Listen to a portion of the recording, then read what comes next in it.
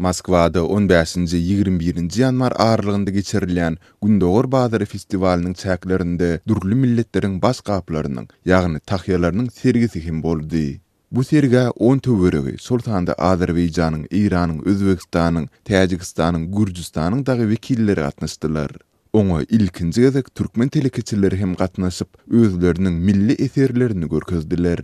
Татьяна Александровна, я из Туркмении. Я впервые попала на эту выставку, и я так рада принимать в ней участие. Мы привезли совсем немного продукции, но она пользуется спросом и вызывает интерес у окружающих. Bizim Türkmen gelin kızlarımız şuları elle tikip yatak berýärler. Ben kıydımam, tikin edip belýär, keşte diýilýär, elle yakayat etseler, keşte diýilýär. Ben kıydım, küçücük çağıka öwrenme. Men Canva'da da edip bilýän şonu. И я очень рада, что мы так объединились в этом празднике на ярмарке Тюбетейка, потому что мы очень соскучились друг по другу.